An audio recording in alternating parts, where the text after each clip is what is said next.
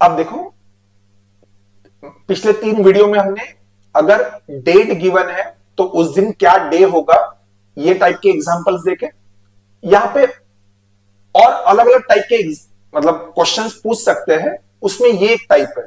उसमें क्या होता है, यहां पे क्वेश्चन देखिए, which year will have the same calendar as 1992। मतलब आपको कोई भी एक ईयर गिवन होगा और वो पूछेंगे कि नीचे दिए हुए ऑप्शन में से कौन सा ऐसा साल रहेगा जब ये सेम कैलेंडर रिपीट होगा। सेम कैलेंडर रिपीट होने का मतलब क्या है, लेट से मैं इस साल का एक कैलेंडर बाय करता हूं, अब उसमें आप वो तिथि वाला हटा दीजिएगा, सिर्फ नॉर्मल, जैसे 1 जनवरी शुरू होता है संडे को, एंड होता होगा माइट बी संडे में, लेट से संडे में एंड होता है।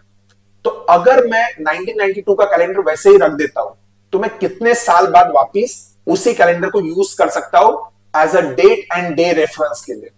मतलब सेम कैलेंडर रिपीट होना चाहिए, ये उसका अर्थ होता है। जरूरी कि तिथि या आप जैसे अगर बोलोगे ग्रहण और ये सब सेम आना चाहिए करके आपको बता रहा हूं, तो उसकी बात नहीं हो रही, बस डेट एंड डे सेम आना चाहिए, तो उतने के लिए रेफरेंस के लिए।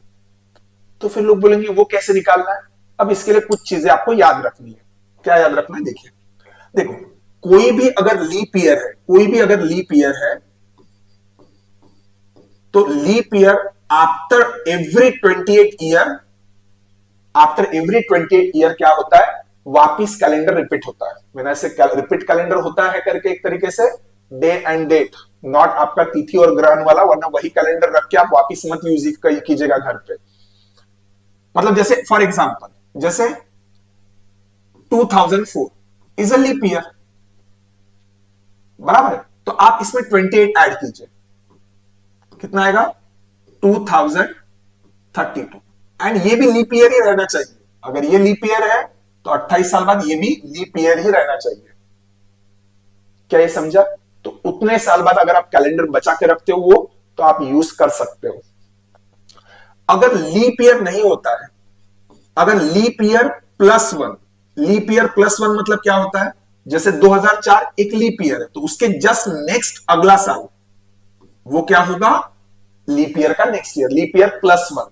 अगर ऐसा कोई ईयर आता है तो वो हमेशा आफ्टर एवरी 6 ईयर वो रिपीट होता है। जैसे 2005 का कैलेंडर, उसमें आप +6 कीजिए, वो 2011 में आप वापिस यूज कर सकते हो। ओके, लीप ईयर +2 और +3, लीप ईयर +2 और +3 अगर ऐसा है तो वो आफ्टर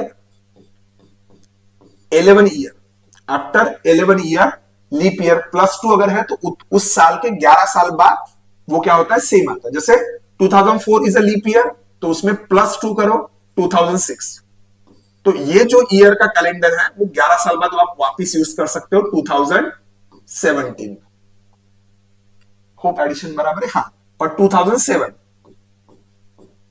ये लीप ईयर से 3 साल आगे है,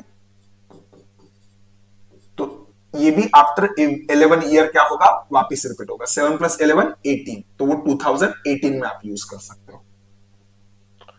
every non leap year will repeat, यहां पे नॉन लीप ईयर है तो ये भी नॉन लीप ईयर ही होना चाहिए। ओके, याद रखना।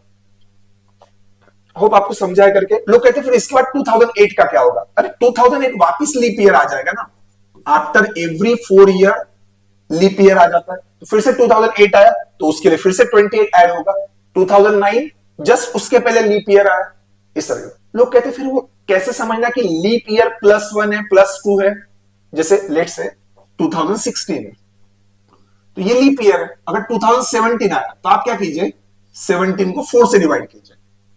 अगर 4 से कंप्लीटली डिवाइड होता है, जैसे 16 को 4 से कंप्लीटली डिवाइड होता है तो लीप ईयर है। पर अगर डिवाइड नहीं हुआ तो जैसे 17 को 4 से डिवाइड कीजिए, 4 से डिवाइड कीजिए। अगर 4 से डिवाइड हुआ कंप्लीटली तो लीप ईयर होता था, पर नहीं हुआ, रिमाइंडर आया 1, मतलब ये +1 वाला ईयर होगा। जो भी +1 +2, तो 4 से डिवाइड नहीं होता है तो डिवाइड होने का जो रिमाइंडर बचता है वो +1 +2 +3 जैसा कैटेगराइज होगा। होप समझ में आ रहा है। अब 2 एग्जांपल हम देख लेते हैं इस तरीके से, जैसे which year will have the same calendar as 2002। Okay, अब देखो 2002 के पहले देखो 2000 जो सेंचुरी था वो क्या था, लीप ईयर। तो 2002 जो है, या आप इसको डायरेक्टली डिवाइड कीजिए 02 को। जब आप उसे 4 से डिवाइड करेंगे तो रिमाइंडर 2 आ रहा है, मतलब वो लीप ईयर से 2 साल आगे वाला है। और +2 में हमने क्या देखा था, आफ्टर एवरी 11 ईयर, जो भी +2 वाला होता है उसमें 11 ईयर के बाद कैलेंडर रिपीट होता है। तो 2 + 11 क्या आएगा, 13। यस 13। तो 13, तो 2013 ये आपका आंसर। होप आपको समझा है। एडिशन नहीं करना है। 1992 को अगर आप डिवाइड करो तो हमें समझ में आएगा कि ये लीप ईयर है। 4 इंटू 2 8, 1 4 इंटू 3 12, 0 कंप्लीटली डिवाइड हो रहा है, तो ये लीप ईयर है। लीप ईयर के लिए क्या रूल था, आफ्टर 28 ईयर, तो इसमें 28 जोड़ दीजिए, एडिशन बराबर कीजिएगा। 8 + 2 10, 0 कैरी 1, 9 + 3 12, 2 कैरी 1, 19 + 1 20, तो 28। हो आपको समझ में आ रहा है। कभी कभार एक आध बार देखो क्या होता है, जैसे अगर ये ईयर जो है 1672 आता था, ओके, देखिएगा आप आंसर निकाल लीजिएगा, चेक कीजिएगा करके आप क्या करोगे करके, और वहां पे अगर गलत हुआ तो देखिएगा क्या आपको एक लर्निंग मिलता है।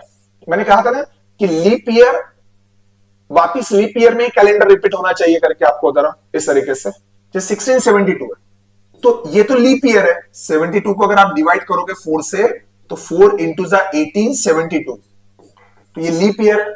तो आप क्या करोगे, इसमें 28 ऐड करोगे एंड ये हो जाएगा 1700। तो आप बोलोगे 1672 का कैलेंडर जो है वो 1700 में आप वापिस यूज करने जाओगे। बट देखो 1700 इज अ सेंचुरी, बराबर है, वो सेंचुरी है, तो उस वो लीप ईयर है या नहीं है चेक करने के लिए हम 400 से डिवाइड करते हैं। तो 1700 को जब आप 400 से डिवाइड करोगे तो डिवाइड नहीं होगा, तो लीप ईयर है ही नहीं। तो आप सोचिए, आप 1672 का कैलेंडर अगर यहां यूज करने जाएंगे तो इसमें 29 फरवरी होता है, पर साल 1700 में जो ईयर में कैलेंडर यूज होगा उसमें तो 29 फेब नहीं आना चाहिए था। आंसर तो गलत हुआ ना। लॉजिकली भी आप सोचिए, अगर कोई लीप ईयर है तो 28 ऐड करने तो वापिस लीप ईयर आता है, मना नहीं कर रहा हूं, यहां पे आ रहा है, यहां पे आ रहा है, पर यहां पे नहीं हो रहा है करके, तो सेंचुरीज में एक्सेप्शन जाता है। तो फिर लोग बोलेंगे उसमें क्या करेंगे करके आपको बता रहा हूं।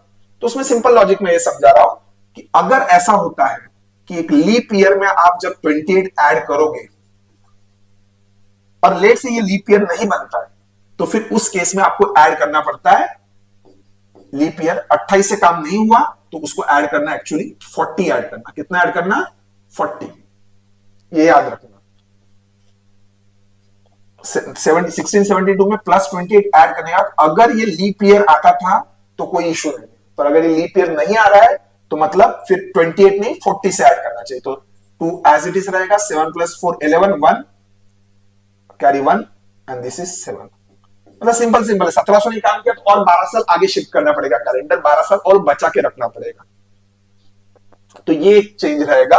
अब देखो इसमें मैं कैसे बताऊं कि नॉर्मली यही होता है करके, 80-90% टाइम यही होगा। एक आधी बार ऐसा होगा तो उसमें आपको ये याद रखना पड़ेगा कि अगर +28 ईयर आप जब ऐड करते हो, या ये जो +6 +7 लीप ईयर वापिस 28 साल बाद अगर ऐड करना लीप ईयर ही आ रहा है तो कैलेंडर सम बराबर है। पर अगर वो ऐड करना लीप ईयर नहीं बन रहा है, जैसे सेंचुरी बन गया, वो तो लीप ईयर नहीं है, तो फिर उस केस में क्या होगा, वो 28 की जगह या तो उस डेट से और 12 साल आगे शिफ्ट करो, या तो नॉर्मली सोचो तब 28 नहीं ऐड करना है, एक्चुअली 40 ईयर ऐड करना है। या पे अगर आपको ऐसा नोट करके रखना है तो कर सकते हो, पर एक्सेप्शन है तो एक्सेप्शंस में ही उसको साइड में लिख के रखो, ऐसा कि लीप ईयर तो लीप ईयर में आना चाहिए। यहां पे 28 ऐड करना दिया, अगर लीप ईयर नहीं है तो फिर कैसे यूज कर सकते हो उस कैलेंडर को। होप आपको ये समझा। ये भी कभी कभार एग्जांपल पब्लिकेशंस में दिखेगा आपको, या एक हाथ छोटे मोटे एसएससी, सीजीएल या सीएचएसएल में कभी ना कभी अपीयर होते हुए आपको दिखाई देगा। होप आपको समझा। कैलेंडर्स में इतने टाइप के एग्जांपल है। इसके बाद हमारा प्रैक्टिस एक्सरसाइज रहेगा, तो पहले आप ये सब नोट डाउन कीजिए, रिवाइज कीजिए, और वो क्वेश्चंस फिर देन आप देख सकते हो क्लासरूम प्रोग्राम में। Thank you.